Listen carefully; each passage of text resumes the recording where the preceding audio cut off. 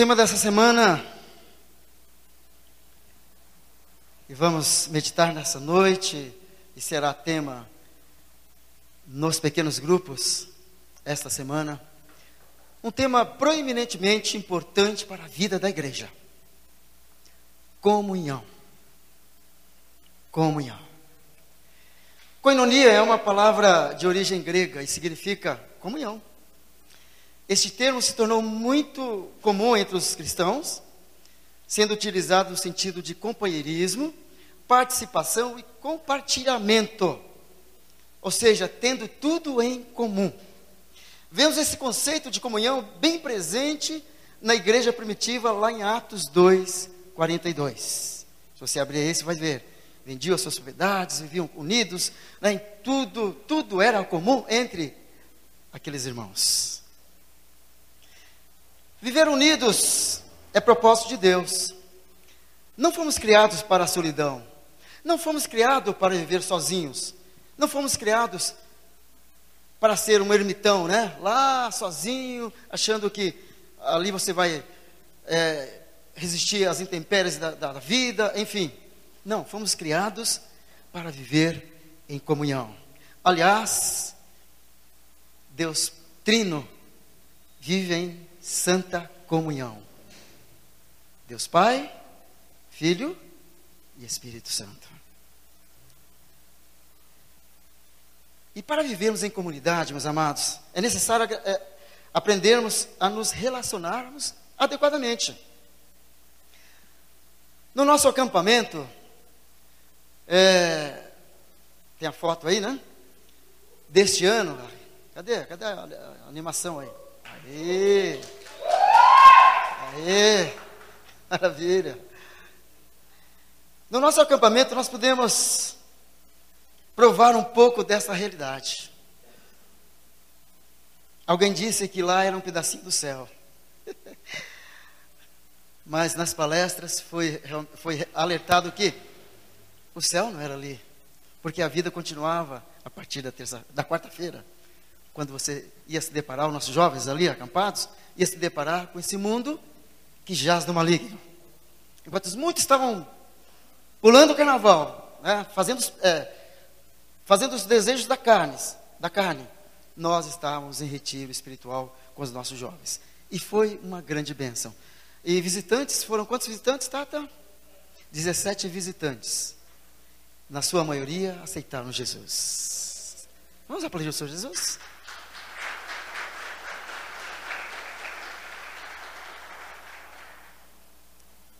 A Bíblia diz que há festa no céu quando o pecador se arrepende. Glória a Deus por isso. Na igreja, meus amados, precisamos buscar e incentivar a comunhão entre os irmãos, para que possamos chegar nos objetivos e metas que propusemos alcançar. No início do capítulo 1 de Filipenses, o apóstolo Paulo faz uma declaração de amor aos filipenses. Se você ler lá no comecinho, lá de Filipenses, ele vai falar assim, olha, abre aí comigo, vai ser o 2 que nós vamos meditar daqui a pouquinho, abre aí, olha aqui, ele vai falando a partir do 3. Dou graças ao meu Deus por tudo que me lembro de vocês, fazendo sempre com alegria súplicas por todos vocês, em todas as minhas orações. Dou graças pela maneira como vocês têm participado na proclamação do Evangelho, desde o princípio, desde o primeiro dia e até agora. Então o apóstolo Paulo vai fazendo essa declaração linda de amor aos filipenses. E lá no versículo 27 do capítulo 1, ele vai dizer assim: acima de tudo, vivam de modo digno do Evangelho de Cristo, para que, ou indo até aí para vê-los, ou estando ausente, eu ouça a respeito de vocês, que estão firmes, em um só espírito, com uma só alma, lutando juntos pela fé do Evangelho. Olha que lindo, né? O apóstolo Paulo enaltecendo aqui a maneira, a conduta dos filipenses. Que lindo, né? Que lindo o apóstolo Paulo está descrevendo aqui e escrevendo essa carta aos filipenses. E o que eu convido você a continuar sua Bíblia, aí já está no 1, né? Capítulo 2, do 1 ao 11. É o texto base da nossa meditação nesta noite.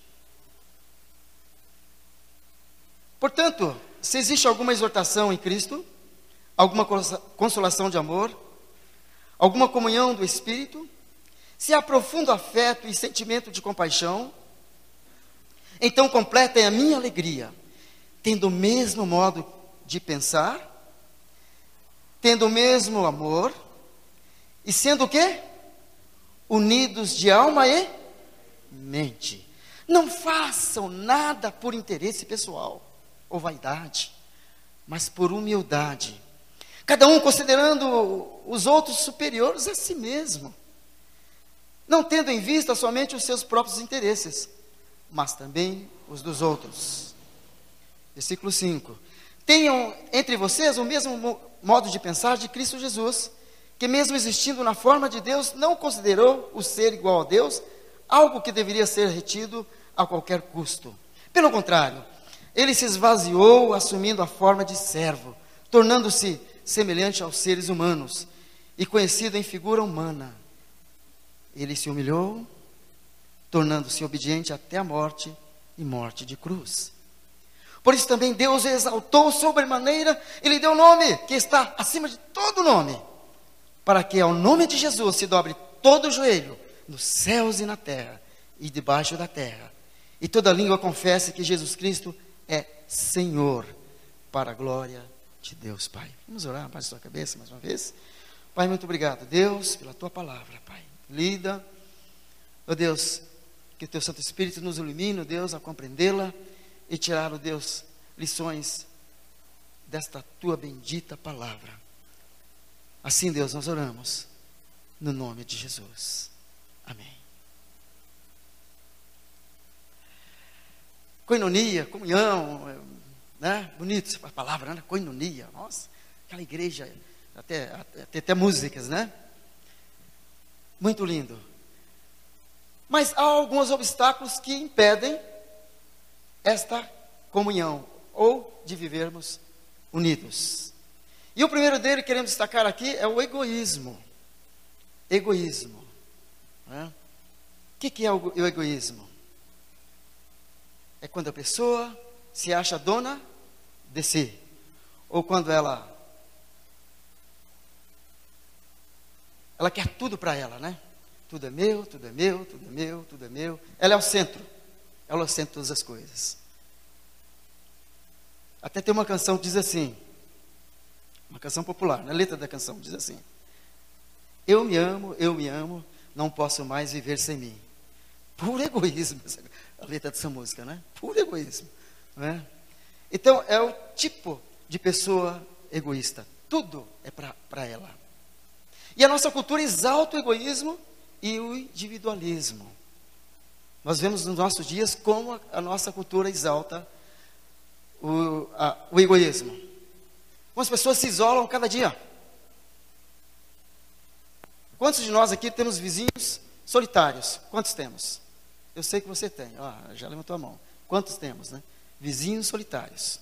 Não conversa com ninguém, fala com ninguém, fecham-se no seu mundo. E essas atitudes podemos notar no dia a dia dessas pessoas. A decadência da sociedade é resultado da inversão de valores. Inversão de valores. Então, a nossa sociedade caminha nessa decadência porque inverteram os valores. Paulo, escrevendo a Timóteo, faz uma lista de como era a sociedade de seu tempo. As pessoas direcionavam o seu amor para si mesmas, ou seja, para o dinheiro e para os prazeres. Abram comigo aí em 2 Timóteo, capítulo 3. Abra comigo. 2 Timóteo, é só 2, 3 páginas na frente aí. 3, de 1 a 5. Mas você precisa saber disto. Nos últimos dias sobrevirão tempos difíceis, pois os seres humanos serão egoístas, avarentos, orgulhosos, arrogantes, blasfemadores, desobedientes aos pais, ingratos, ímpios, sem afeição natural, implacáveis, caluniadores, sem domínio de si, cruéis, inimigos do bem, traidores, atrevidos, convencidos, mais amigos dos prazeres do que amigos de Deus, tendo forma de piedade, mas negando o poder dela. Fique longe também destes. Olha o que diz a palavra. Paulo faz uma radiografia da sociedade do seu tempo, quando diz que os homens eram mais amantes dos prazeres do que amigos de Deus. Será que isso não está acontecendo nos nossos dias?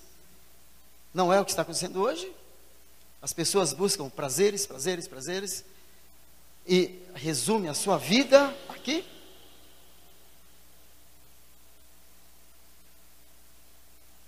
Eu quero que você vá gravando comigo aí. Primeiro impedimento, egoísmo, grava, tá? Segundo obstáculo, orgulho. Orgulho. A pessoa orgulhosa certamente não admite que precisa do outro. E na igreja, a pessoa admite que não precisa do irmão. Não é assim? A gente fala muito lá do mundo, né? Mas a gente traz para a igreja também. Porque na igreja nós temos que nos policiar a não ter as práticas mundanas dentro da igreja. Dentro da igreja. E o orgulho nos deixa assim, né? Não é mesmo? Eu estava pensando, meditando, que o orgulho ele tem duas facetas, né? Tem a pessoa orgulhosa por si só, mas tem aquela pessoa orgulhosa também que ela não procura o outro. Tem aquele que não me toque, não me here, né? Mas tem o contrário também. Tem o contrário também. Eu vou dar um exemplo muito simples. Por exemplo, a pessoa está precisando de uma carona para vir para a igreja. Mas às vezes o orgulho não deixa que ela ligue para o irmão e fale: irmão, dá para você andar carona? Estou sem carro hoje, meu carro quebrou. Estou de Uber, né? Estou de Uber agora, né? De Uber, mas às vezes está sem dinheiro. Vai pegar Uber como? Mas às vezes o orgulho não deixa, né? Ligar para o irmão e falar: irmão, agora é mensagem, né? Manda mensagem no WhatsApp, né? Manda mensagem: irmão, dá para pegar aqui? Porque o orgulho está. Então por isso que eu estou falando, tem duas facetas aí. Daquele que não quer, não me toque, não me here, mas também o outro que não se dispõe a socorrer-se ao irmão. Existe o sentimento de autossuficiência em muitas pessoas. E como existe? Né? Como existe esse sentimento de autossuficiência? E aí, claro, a ajuda do outro está longe. A ajuda do irmão está longe. Eu sou autossuficiente. Eu oro lá em casa mesmo, sabe? Para que ir na igreja? Esse negócio de comunhão aí, coinonia, que isso? Isso aí é para aquele povo lá que... fanático, né? Aquele povo fanático, assim pessoas falam, fanático, né? Deixe o mundo falar, meu amado, que você é fanático. Seja mesmo fanático por Jesus, seja mesmo. O mundo gosta de querer nos julgar, né? Apontar o dedo, né? Mas existe esse sentimento de autossuficiência em muitas pessoas. Tome cuidado, meu amado, com isso. Tome cuidado. Porque você precisa de mim, eu preciso de você. Até tem uma canção, né? Eu preciso de você, você precisa de mim. Nós precisamos de Cristo até o fim. Sem parar, né? Sem parar, sem cessar, sem reclamar, né? Agora, sabe, o antídoto para o orgulho é a humildade. É a humildade. Porque Deus resiste aos soberbos, mas dá graça aos humildes. Ainda Pedro falando no versículo, no capítulo 5 de 1 Pedro 6, ele fala: portanto, humilhem-se debaixo da poderosa mão de Deus, para que Ele em tempo oportuno os exalte. Vamos ler? Portanto, humilhem-se debaixo da poderosa mão de Deus, para que Ele em tempo oportuno os exalte. A humildade deve ser a marca do cristão, pois o nosso mestre foi humilde e manso de coração. O que Jesus falou? Aprendei de mim, que sou manso e humilde de coração. Aprendei de mim. O mestre Jesus nos chama a atenção: aprendei de mim. Sabe? Para com esse orgulho. Olha para a cruz. Né? Veja que o Senhor Jesus, e nós lemos aqui no texto de Filipenses, que ele, tendo todas as prerrogativas de Deus, ele sendo o próprio Deus, o que ele fez? Ficou lá na glória? Não, deixou tudo e veio e habitou entre nós. Habitou entre nós e pagou alto preço. E nós ficamos muitas vezes narizinho empinado, achando que somos autossuficientes em nós mesmos.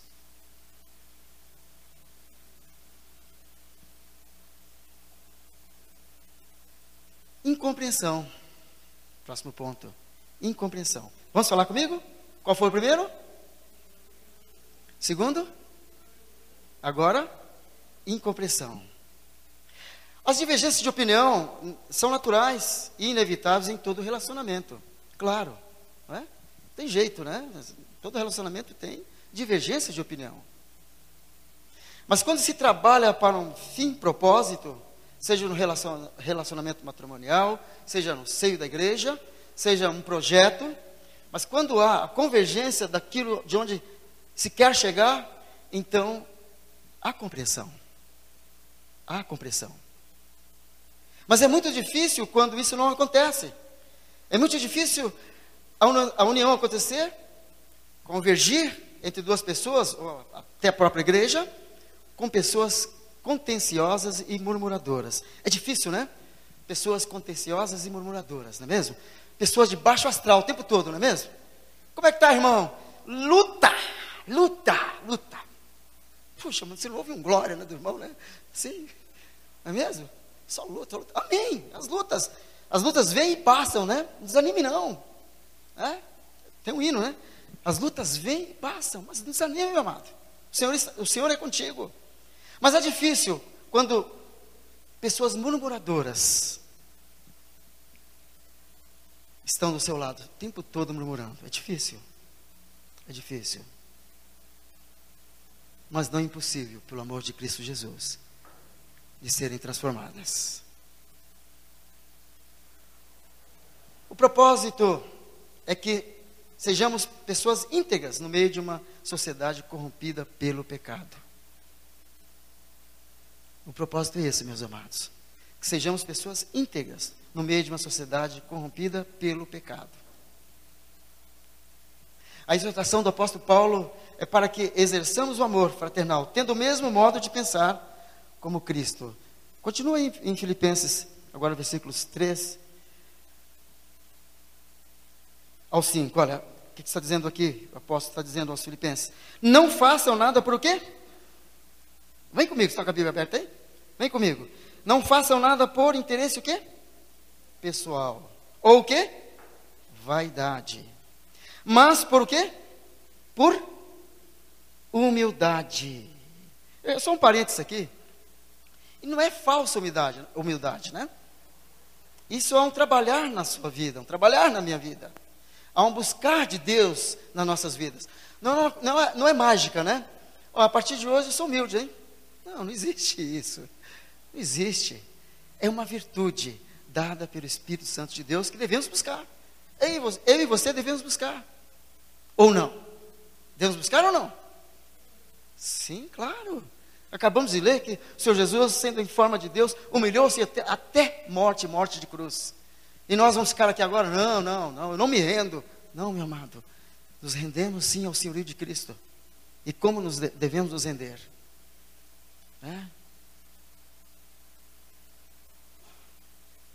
Mas continua o texto, né? Continua o texto, vamos comigo. Cada um considerando os outros, o quê? Superiores a si mesmo. Como isso é difícil? É fácil isso, meus amados? Fácil. Você considerar o irmão superior a você? Não é, né? Não é mesmo, né? É mesmo. A gente sempre quer estar acima, né? Acima, quando é o contrário, né? Quando é o contrário. Devemos sempre considerar o irmão superior a nós mesmos. É claro, não é uma falsa humildade, como disse, né? Mas uma realidade que devemos buscar na nossa vida. Muito bem, falamos dos problemas ou obstáculos que impedem uma verdadeira comunhão. Quais são eles? Egoísmo, orgulho, compreensão. Agora nós vamos ver, como eu disse lá, o antídoto, né? Agora vamos ver as atitudes que promovem a união, né? Para esses problemas que citamos até agora. Vamos então agora compreender as atitudes que promovem a união. E eu quero aqui traçar já o primeiro ponto, o amor. O amor. E abra comigo lá em 1 Coríntios, capítulo 13, versículos de 1 ao 7.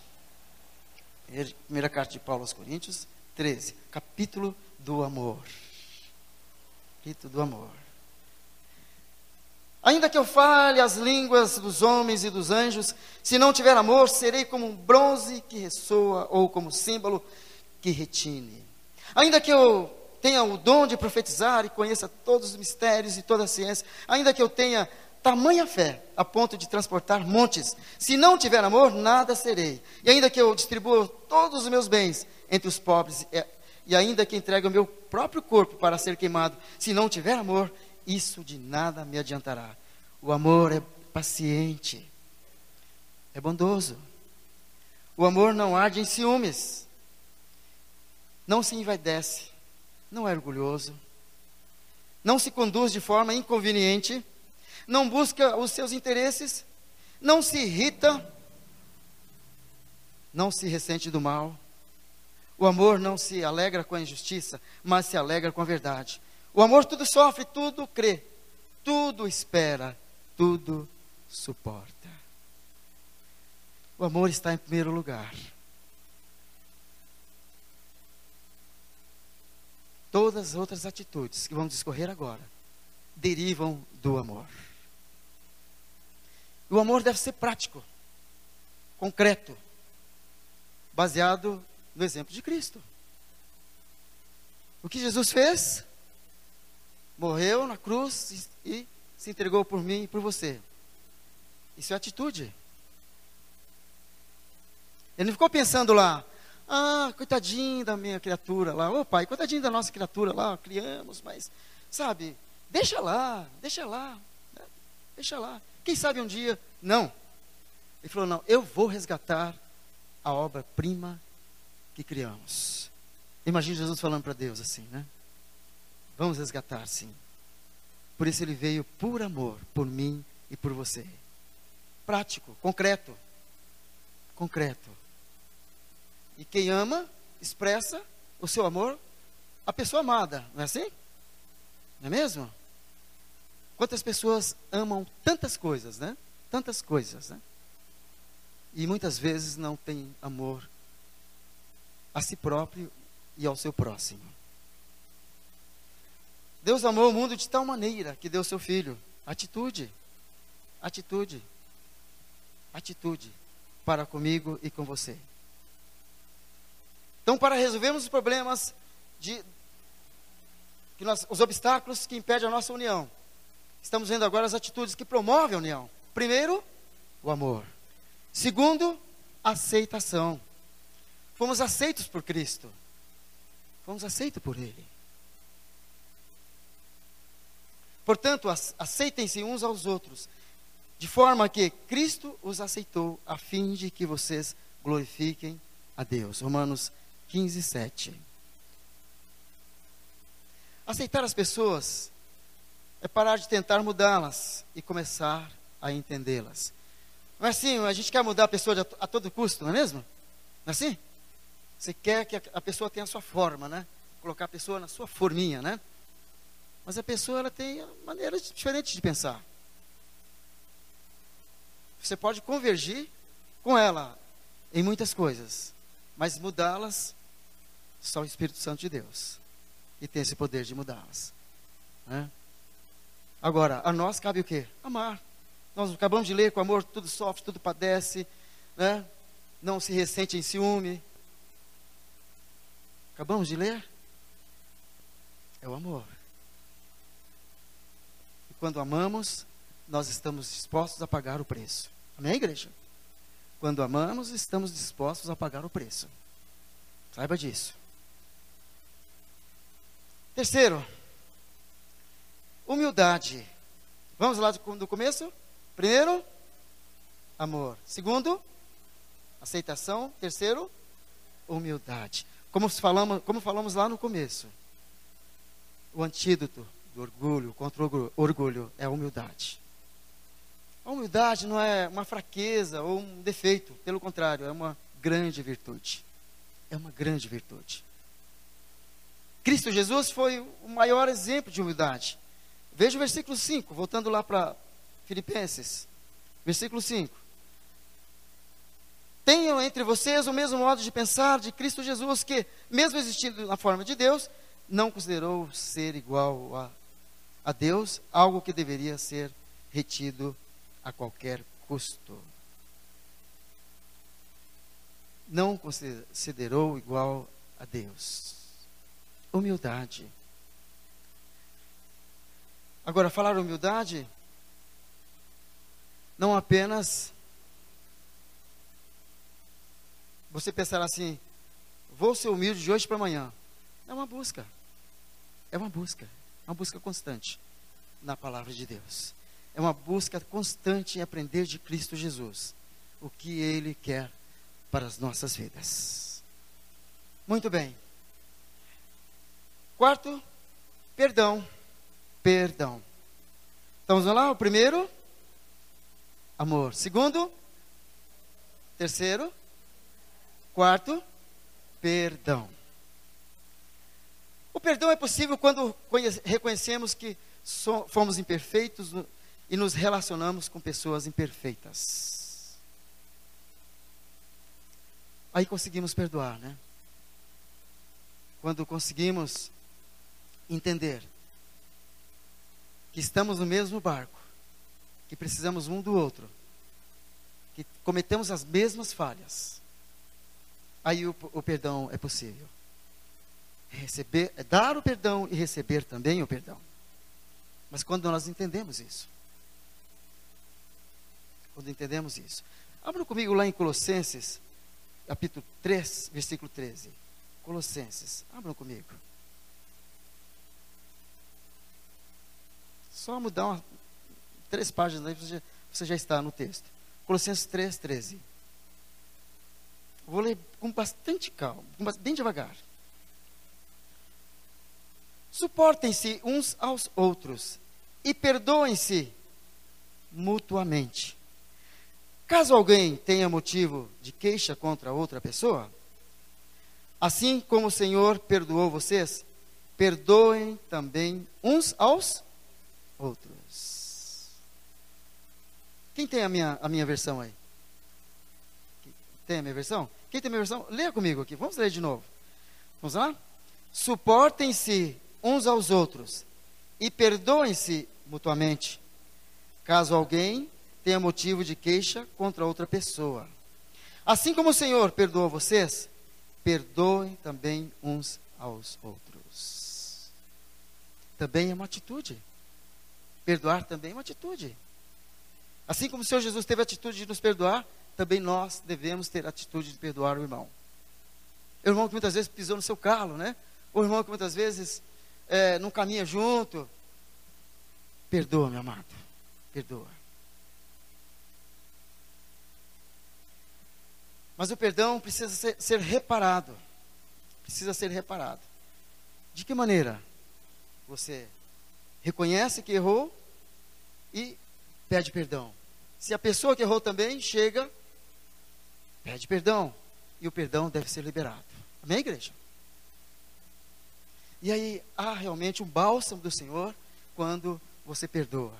Há o bálsamo do Senhor Jesus quando você perdoa alguém que você ofendeu ou vice-versa. A comunhão volta a ser estabelecida pelo perdão. Suportem-se uns aos outros e perdoem-se mutuamente.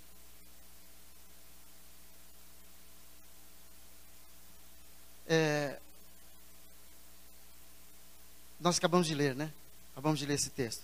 Eu já li com vocês.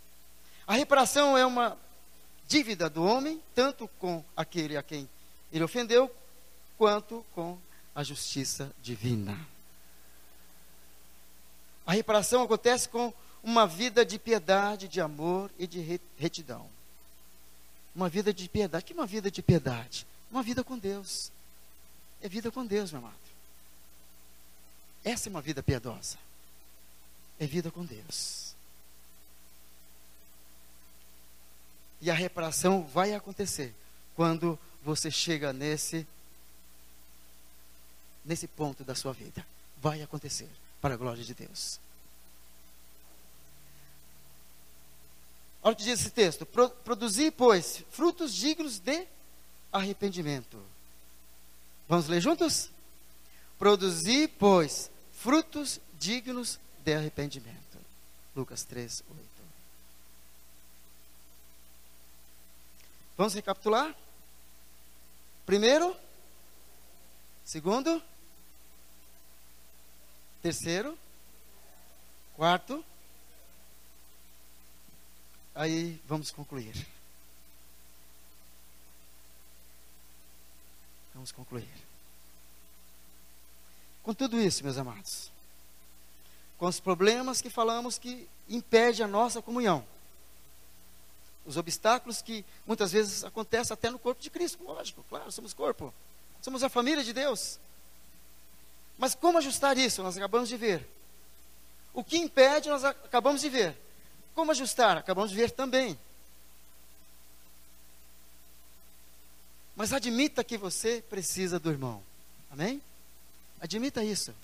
Admita que você não é uma ilha. Que você não vive sozinho. Admita isso. Admita que você precisa do irmão. É difícil isso? Não é, né? Basta a gente admitir, né? Que precisamos um do outro. Estar em comunhão com a igreja é essencial para que você possa viver espiritualmente. O que quer dizer essa frase aqui? Estar em comunhão com a igreja para que você possa viver espiritualmente. Sabe por quê? Se você não admite que precisa do irmão, logo você não vem da igreja. Não é mesmo?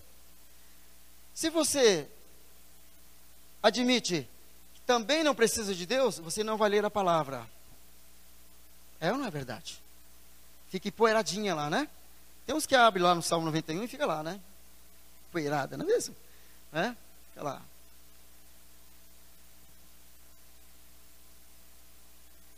E mais, você deixa de orar, deixa de buscar a Deus. Aí a decadência é certa, viu, meu amado? Tome cuidado, a decadência é certa. Então estar em comunhão com a igreja é essencial, meu amado, imprescindível, para que você possa viver espiritualmente. Porque na casa de Deus você recebe a palavra, na casa de Deus você louva a Deus, na casa de Deus você abraça o irmão. Amém?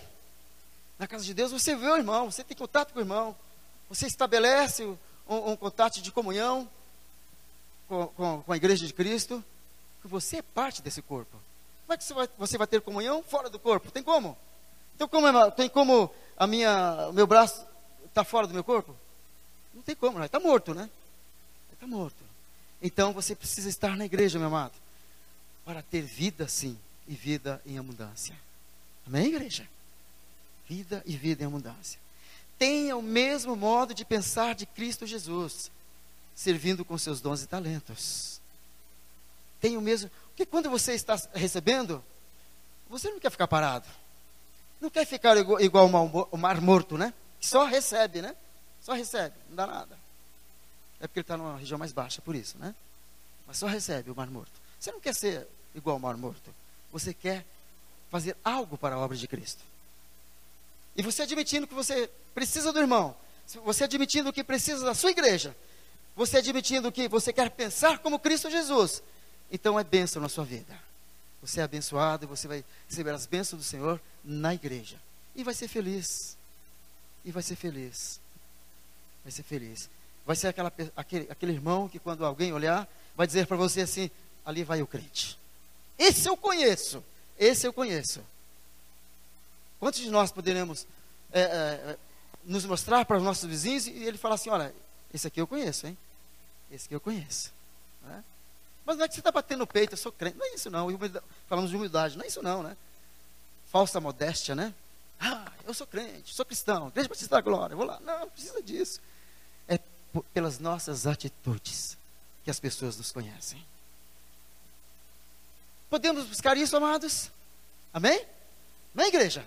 Podemos buscar, podemos trilhar a comunhão em Cristo Jesus? Se obedecermos esses passos, com certeza seremos felizes e teremos uma igreja poderosa. Uma igreja onde as pessoas vão ver que aqui tem pessoas que se amam e que se respeitam e que estão um para o outro. Der o que vier, estamos juntos para a glória de Cristo Jesus. Amém? Que Deus os abençoe e derrame sobre nós a sua graça. Pastor Samuel.